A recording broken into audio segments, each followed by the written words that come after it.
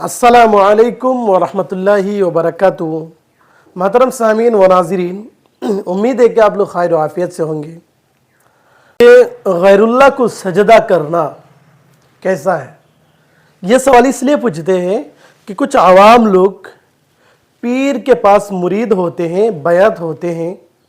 एक तो है अल्लाह और रसूल के जो पीर औलिया हैं, उलमाए किराम हैं, जो वो लोगों को ये नमाज सिखलाते हैं और तस्बीहात ज़िक्र अज़कार करने की तरगीब देते हैं, नमाज पढ़ने की तरगीब देते हैं।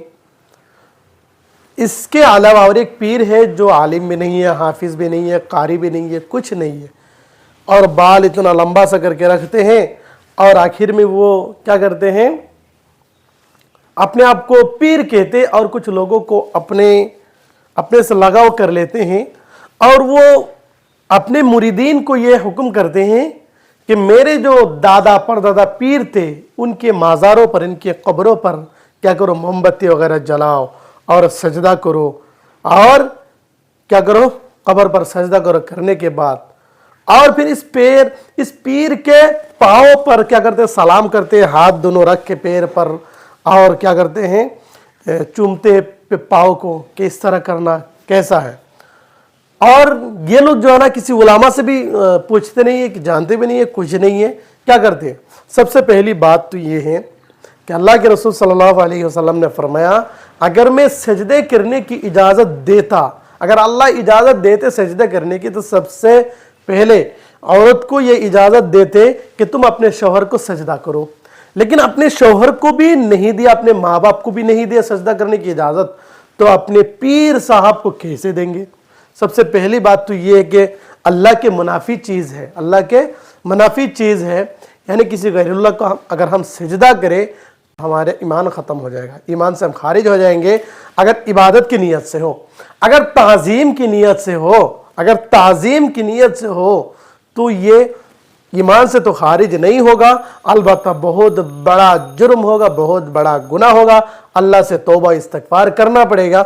अगर आजकल जो सजदा करते हैं पीर के पास, यानी इतना इत्मीनान होता है इनसे इतना इत्मीनान होता है कि इबादत की नीयत से ही करता है, तो इसीलिए अगर इबादत की नीयत से सजदा करेंगे किसी पीर के कब्र पर या अपने पीर के पाँव पर सजदा करेंगे, अगर ये इबादत की नीयत से हो तो इस्लाम से खारिज है।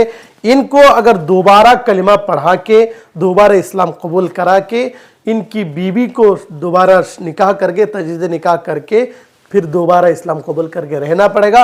और अगर ताज़ीमन हो तो अल्लाह से तौबा करना पड़ेगा, क्योंकि ये शिर्क अज़ीम है, शिर्क जली है।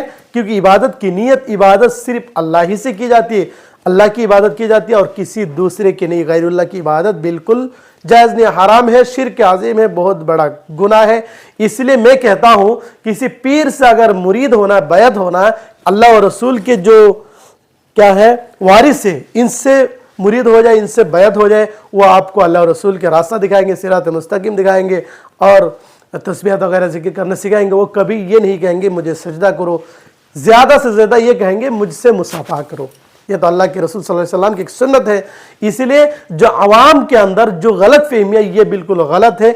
यानी कुछ लोग आजकल देहात में इस तरह चल रहा है, किसी अपने आप को ये पैसा कमाने का चक्कर है। पीर साहब क्या करते, पैसा कमाता है, उनसे ये मन्नत मानते कि मैं पीर साहब को ये दूंगा, पीर साहब को ये दूंगा। इस तरह कुछ पीर अपने आप को खुद बन गया, खुद से पीर बन गया। मोहतरम सामीन और नाज़रीन, देखिए मुसलमान है, अगर हम चाहते हैं कि इस्लाम पर, ईमान पर बाकी रहे, तो हम इस काम को छोड़ना पड़ेगा। अगर इस तरह हम सजदा करेंगे तो इस्लाम से खारिज हो जाएंगे, क्योंकि हर सजदा अक्सर सजदा 99% सजदा इबादत ही की नीयत से की जाती है, और एक सजदा जो है ना ताज़ीम की नीयत से, अगर ताज़ीम की नीयत से हो तब भी जायज़ नहीं है, हराम है, बहुत बड़ा गुनाह है। अगर इबादत की नीयत से हो तो ईमान से खारिज है। मोहतरम सामीन और नाज़रीन, इस वीडियो से आपको समझ गए होंगे, किसी पीर जो औलिया अल्लाह हो, इनसे हम बैत रहेंगे, जो अल्लाह रसूल के वारिस है। लेकिन जो आलिम भी नहीं है, हाफिज़ भी नहीं है, कारी भी नहीं है, इनसे बैत होते हैं, जिनको पाँव पर चूमना होता है, पाँव पर सजदा करना पड़ता है। इनके बड़े पीर साहब को उन माज़ारों पर जाके क्या करना पड़ता है, सजदा करना पड़ता है, मोमबत्ती वगैरह जलाना पड़ता है। मोहतरम सामीन और नाज़रीन, इस तरह चीज़ों से बाज रहे इंशाअल्लाह अज़ीज़।